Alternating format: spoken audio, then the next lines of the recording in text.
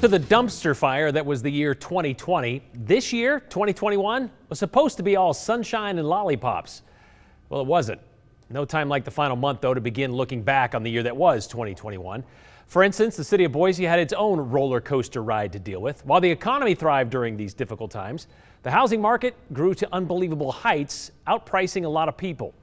Well, how did it look from a city leader's perspective? Joe Parris spoke with Boise Mayor Lauren McLean about some of the hot topics in Boise from this year. You and I spoke about a year ago about your first full year as mayor. And I mean, 2020, that's a heck of a year.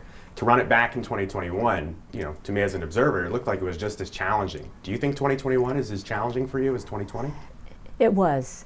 It was as challenging for our community as 2020 was, to be honest. And, we are in this together. And we are getting through it together, and we will be stronger as a community because of the challenges we faced, because time and time again, Boiseans have demonstrated that they want to partner with me to protect what we love about this place, and that's the people and this great community that we live in. Something that you've been passionate about is the environment and taking care of our climate. Of course, President Biden was here a few months ago, and you got to speak with him as he was in town to evaluate wildfires in the West. To you as a mayor, why do you think the climate is such a big topic of conversation? There's a lot of mayors that say it's too big for our city to take on. We're going to take on what we can control. Boiseans have been clear they want us to lead on climate. And the buck stops here, really. We can't keep passing the buck to somebody else. So this is about people. It's about our health, and it's about jobs of the future, making sure that our community remains vibrant, that our kids and grandkids have access to clean water, healthy air, and importantly, jobs that will be necessary to build the lives here that we all want them to be able to build. And so yes, climate innovation is really important to me, because in our transition to clean energy, we'll need to innovate, and that innovation will create opportunity for our residents. Let's talk about the economy in Boise. I hear two very loud conversations over the last year. You have the group of people that say, I lost my business. COVID restrictions and COVID as a whole forced us to go out of business. I'm now out of a job. At the same time, as you highlighted, the city of Boise is growing explosively. The economy it appears to be awesome here in downtown here at the end of the year. For you, how do you reconcile the difference between the people that had arguably the toughest year of their life, losing their business, and then newcomers who are now thriving in our community? That's if you would, the paradox of COVID, is that we as a community have struggled. We're coming through it with a strong economy and a much more tightly knit community, and because we did this together. But the struggles that residents had are real. And while our economy is growing, we have to recognize that people are struggling. And so because of that, we've done everything we can to take advantage of the COVID dollars. ARP dollars will direct back into the community to support those residents, businesses, artists in their needs, because the needs are real.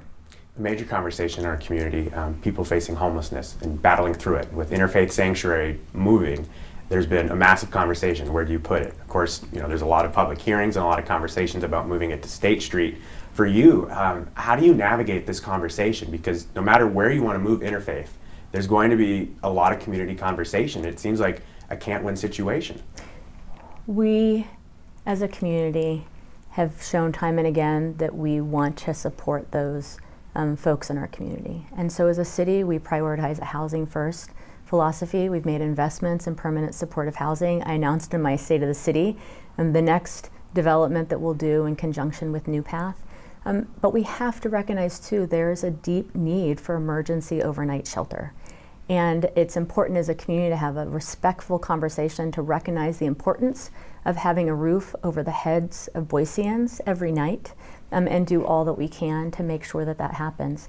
At the same time, recognizing that the best way to address homelessness is to prevent it. And so in partnership with Jesse Tree and Catch and other organizations, we've worked and helped nearly 2,000 residents with rental assistance since the spring. And we're now in a second round of funding. We're using Ada County funding, and we've asked the federal government for state funding that wasn't spent by the state to support Boiseans.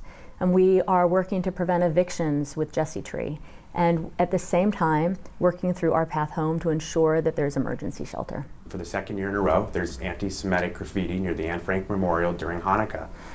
For you, I mean, this happens again, and it's happened previously. We saw swastikas on the statue of Anne Frank. as a leader of the city, you know what the city is, but how do you, I guess, address these continued circumstances? Because at this point, it's not just a one-off. We as a city, as a state, and a country are seeing a rise in extremism. And the graffiti that was put on the tunnel along the Greenbelt is both a literal as well as figurative stain on our community. A reminder again of this rise in extremism and the hate that exists, and we cannot and will not tolerate it. And we need to see business leaders, community leaders, political leaders throughout this region and state stand together with our Jewish neighbors and together with our community and make clear that we won't tolerate it.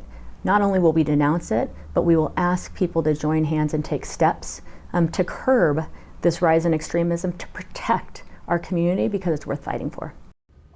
All right, Joe, there's no question that it is a stain on our community, especially that it's happened a couple of times. More to that point in a second. But there's a lot of good that came through this year as well, and looking forward to. Yeah, and something I want to highlight about my conversation with the mayor this afternoon is that, again, there was a lot of good stuff that did happen in the city of Boise, and sometimes, it doesn't make for the best news conversations. But one thing that the mayor's office worked on in the city of Boise this past fall was a call out to the community about community heroes. And Brian, during the State of the City recently, the mayor was awarding a handful of collections to everyday Boiseans that went out there during the pandemic and went out of their way to help people.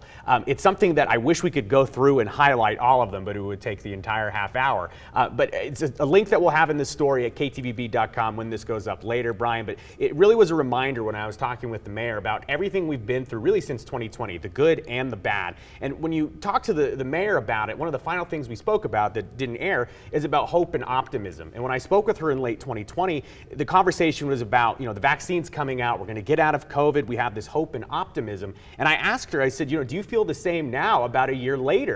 And she said yes. And I thought that was a really interesting answer to me, because it's not as easy now to be optimistic and hopeful as it was a year ago. True. As today marks the 1 year anniversary of the first person getting a COVID vaccine in Idaho. I think a lot of us were thinking, okay, a year from now, a year ago, we'll be out of this. And we're not. We're still dealing with this, and we're still dealing with it on a daily basis. So I thought it was interesting for the mayor's perspective on that, as well as her recognition of community heroes. Right, but not to the level that we were at that point. There wasn't quite that end in sight. There still is. It just kind of gets pushed a little further back every once in a while, but it's still visible. All right, thank you, Joe.